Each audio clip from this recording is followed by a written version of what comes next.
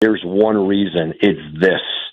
I think there's a lot of factors that always contribute to these things, and I think he's going to have to speak to it. I don't want to.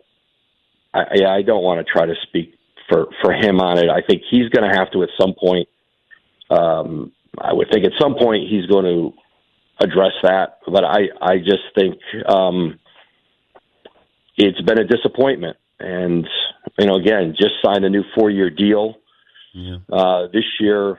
I think Golden State winning. I think part of it. There's a part of it that I think is the criticism that's come with Golden State winning, the timing of the Warriors winning, and then people sort of looking back at the decision Kevin Durant made, and who he came to Brooklyn with, and how that's gone. I think they're all factors in it, but guys do change their minds. Thinking evolves. It goes back and forth. That's the nature of this stuff. And again, because he's under contract for so long, I do think time is on the Nets side to try to figure this out.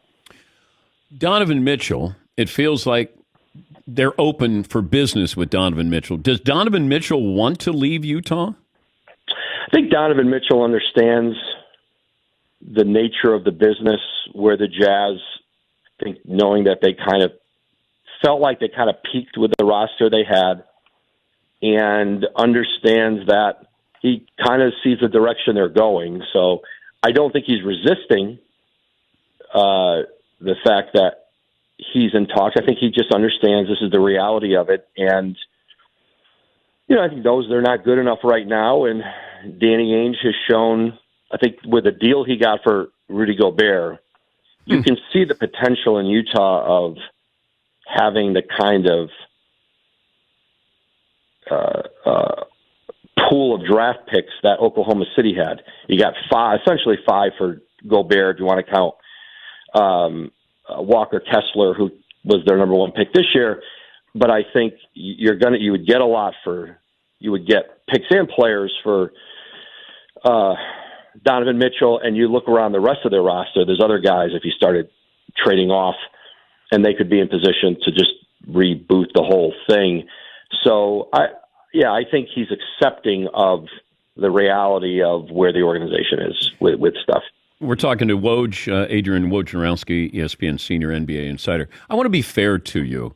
And it feels like if I ask you these, that you don't want to speculate, because even when you speculate, then people might misconstrue that as being news or a report. So that's right. Yeah. So I know you're cautious in doing this, and I respect that.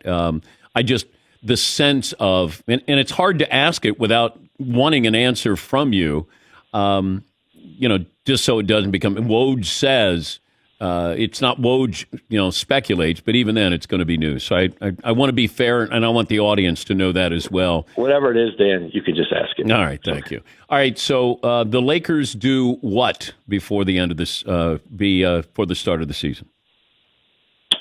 I think the Lakers still try to add another guard who can shoot, who can be a playmaker.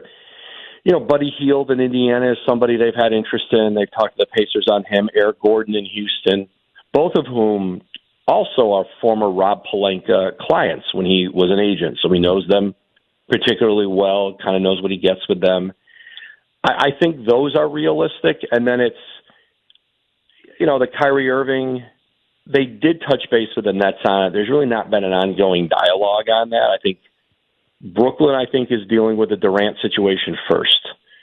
And so the price would be much less to try to, and you're not necessarily, those aren't necessarily Westbrook trades either with the other two. So I do think there's a chance they could do something like that. They could also do nothing. But I think the Lakers will also have an opportunity because they have their picks.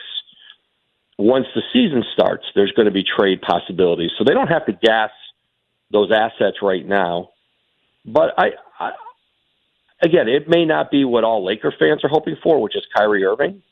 But Buddy Hield, Eric Gordon, those are good players, and they would conceivably help the team. So I think those are realistic trade possibilities. That those are guys they've been engaged on. There, I'm sure there's going to be others that they're checking in on. I know those two specifically, and both of those teams are in rebuilds, Indiana and Houston. So they're okay. They're looking, they'll move those players if they can get back, kind of whatever the pick, whatever it is draft pick wise they would like to get from LA. Woj, thanks for